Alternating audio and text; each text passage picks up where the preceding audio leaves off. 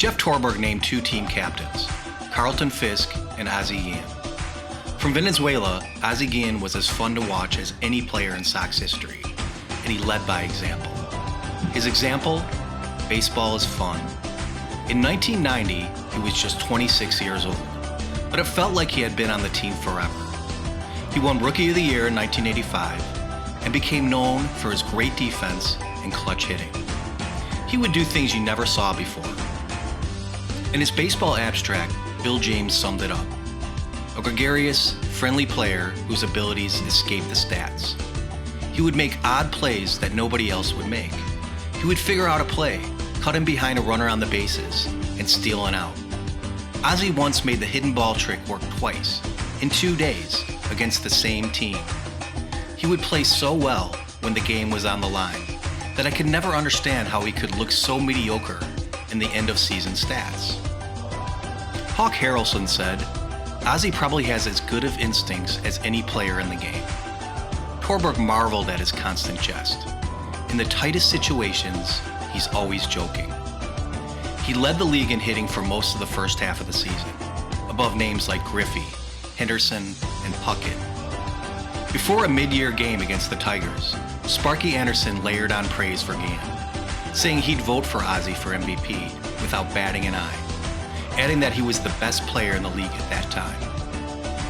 When asked about his own Cecil Fielder, on pace for 50 homers, a feat that hadn't been accomplished since 1977, Sparky didn't waver. Ozzie's the MVP. In 1990, he was playing with more confidence than ever. At a very young age, Ozzie had great respect for the game, especially fellow White Sox Venezuelan shortstops, Luis Aparicio and Chico Carrascal. It was a source of great pride that he was establishing himself among these great names.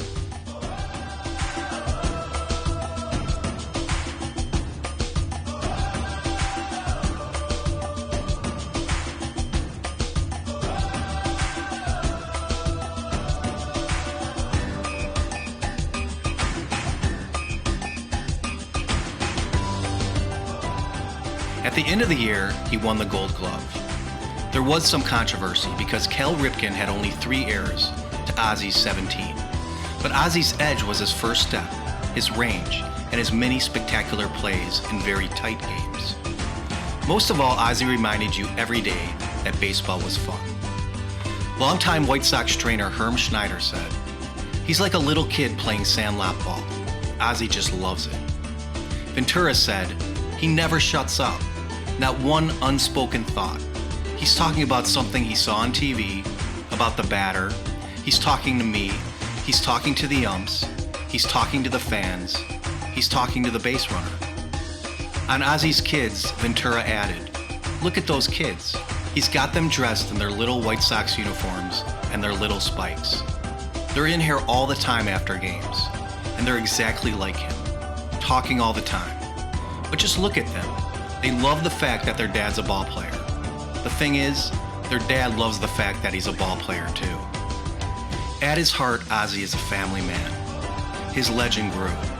In 2005, he managed the Sox to their first World Series victory in almost 100 years. The first thing he did was hug his kids.